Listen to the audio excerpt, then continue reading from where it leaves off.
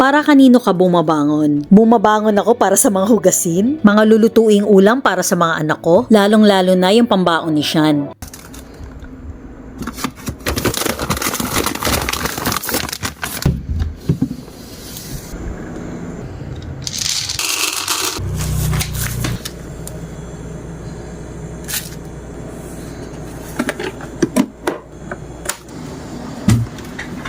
Ito, chismoso. Ito na yung antique namin rice dispenser. Nabiktima din to ng baha noong nakaraang taon.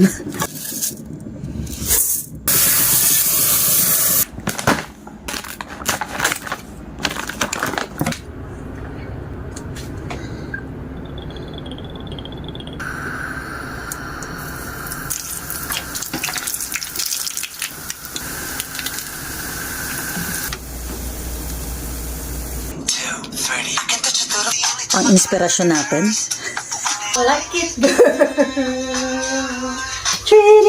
Ito yung gusto niyang ibaon. Matagal na niya akong hinihirita ng ganito.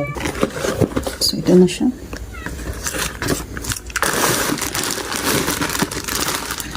Ito, nilalagyan ko siya ng foil kasi ang hassle kapag naghugas. Kasi yung mga ulam na iniinit mo dito. At least kung ito, tapon mo na lang. Hindi ka na masyado magkukuskus ng mga naninikit na whatever.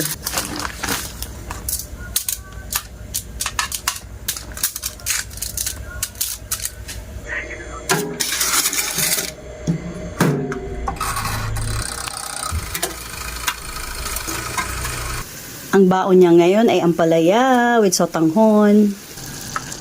Ganito ba kayo magising, guys? Tulog pa siya.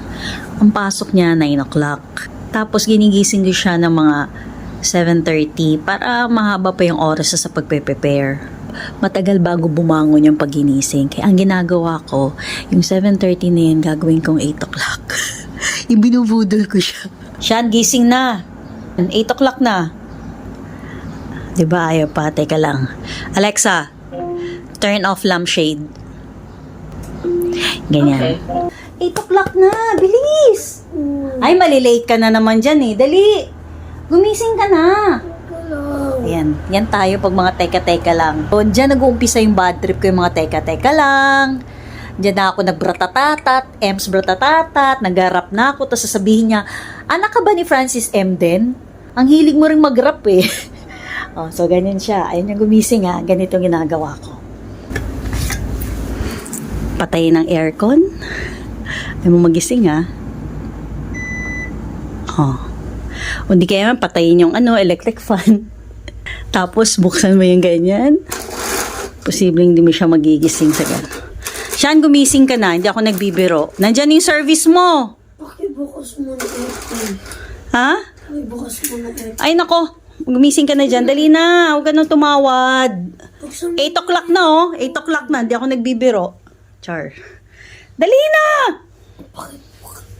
Huwag ka nang tumawad. Dali ka na, dali. Gumising ka na. Dali. Masarap ang baon mo ngayon. Eee! Secret. Walang clue. Dali. Secret. Dali na. Tumayo ka na dyan. Ang arte naman ito talagang hand in hand. Charot lang.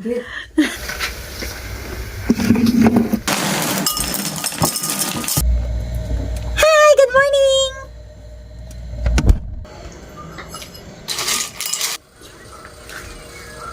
Yes.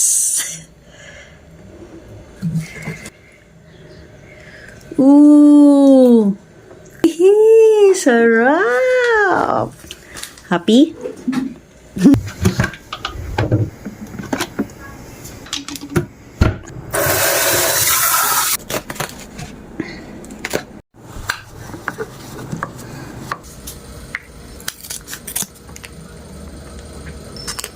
Nilalagyan ko ng plastic para pagbukas niya hindi messy yung takip.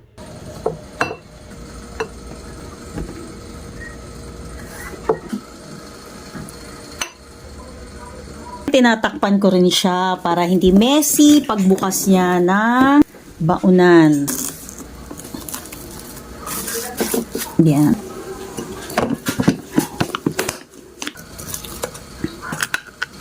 Ayan, send star.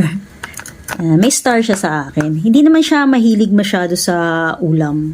Okay na yun sa kanya. Ito na yung mozzarella sticks. Dahil gusto niya to. Tatluhin natin para I love you. Ta-da!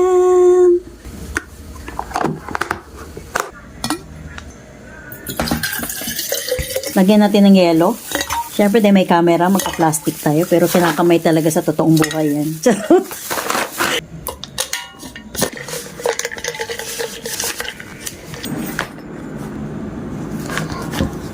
Dahil hindi kasya, dito natin siya ilagay. Ayan.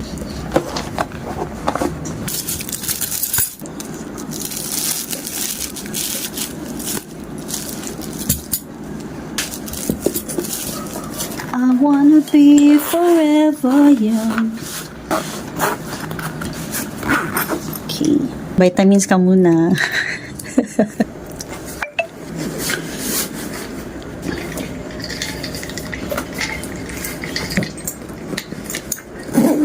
Ang bagal naman niya. Anong oras na? Darating na yung service niya. Bilisan mo. Bye, Mama. Bye. Aral ka mabuti. Bye. O, pang tray mo. Thank you. Come. Bye. Diyan na yung service mo? Oh.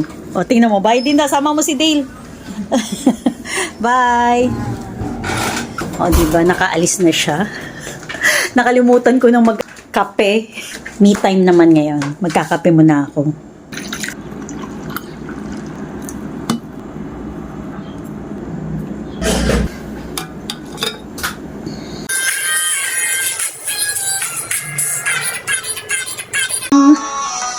Alright guys, magpapaalam na muna ako. Please like, comment, share, follow, or subscribe. Thank you for watching. Maglilinis na muna ako. Bye!